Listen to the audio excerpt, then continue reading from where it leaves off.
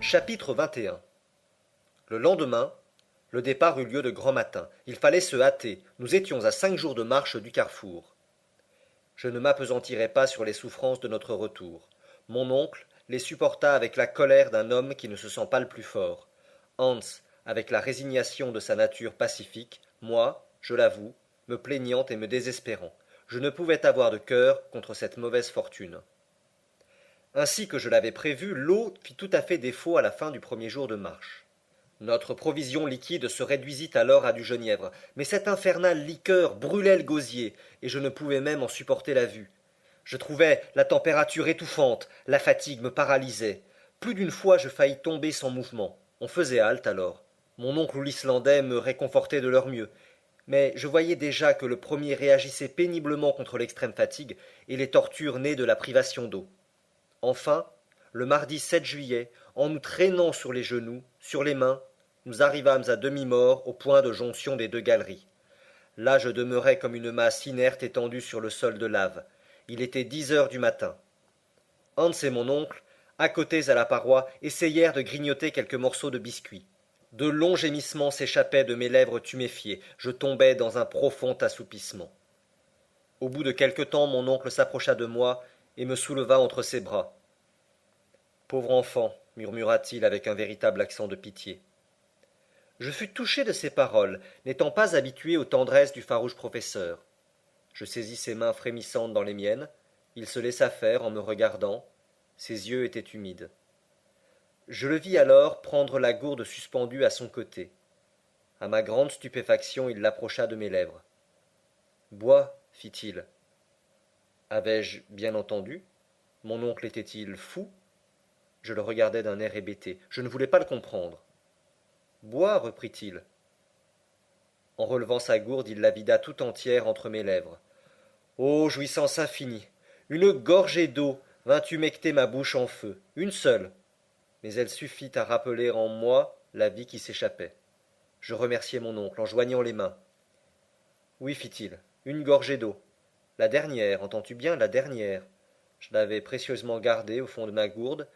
20 fois, 100 fois j'ai dû résister à mon effrayant désir de la boire. Mais non, Axel, je la réservais pour toi. Mon oncle, murmurai-je pendant que de grosses larmes mouillaient mes yeux. Oui, pauvre enfant, je savais qu'à ton arrivée à ce carrefour tu tomberais à demi-mort, et j'ai conservé mes dernières gouttes d'eau pour te ranimer. Merci, merci, m'écriai-je.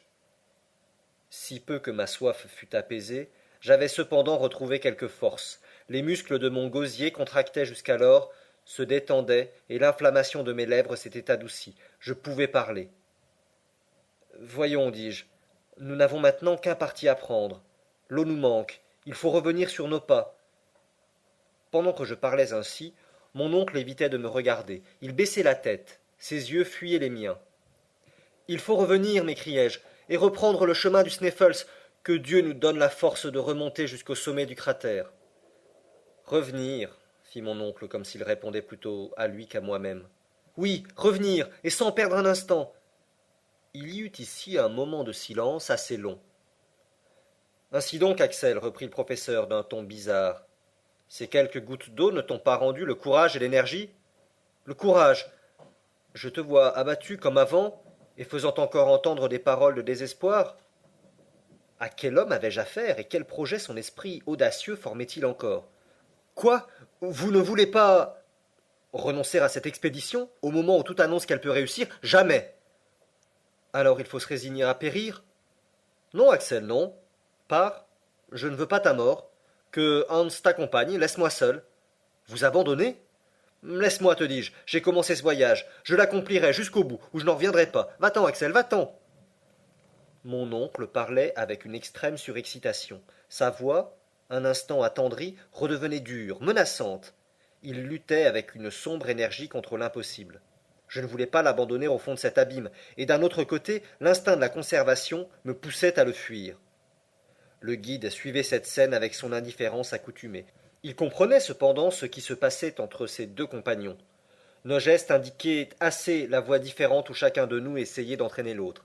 Mais Hans semblait s'intéresser peu à la question dans laquelle son existence se trouvait en jeu, prêt à partir si l'on donnait le signal du départ, prêt à rester à la moindre volonté de son maître. Que ne pouvais-je en cet instant me faire entendre de lui? Mes paroles, mes gémissements, mon accent auraient eu raison de cette froide nature. Ces dangers que le guide ne paraissait pas soupçonner, je les lui eusse fait comprendre et toucher du doigt. À nous deux, nous aurions peut-être convaincu l'entêté professeur. Au besoin, nous l'aurions contraint à regagner les hauteurs du Sneffels. Je m'approchai de Hans. Je mis ma main sur la sienne, il ne bougea pas. Je lui montrai la route du cratère, il demeura immobile. Ma figure haletante disait toutes mes souffrances. L'Islandais remua doucement la tête, et désignant tranquillement mon oncle, Master, fit-il. Le maître, m'écriai-je, insensé. Non, il n'est pas le maître de ta vie. Il faut fuir, il faut l'entraîner, m'entends-tu? Me comprends-tu? J'avais saisi Hans par le bras. Je voulais l'obliger à se lever. Je luttais avec lui. Mon oncle intervint. Du calme, Axel, dit-il. Tu n'obtiendras rien de cet impassible serviteur. Ainsi, écoute ce que j'ai à te proposer.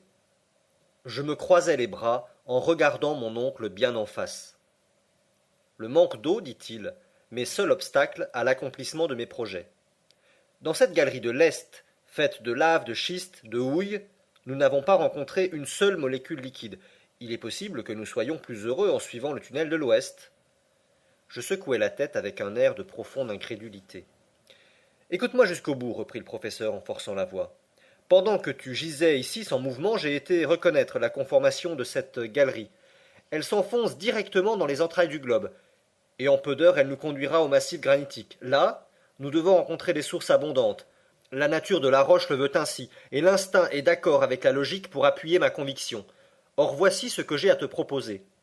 Quand Colomb a demandé 3 jours à ses équipages pour trouver les terres nouvelles, ces équipages malades, épouvantés, ont cependant fait droit à sa demande, et il a découvert le nouveau monde.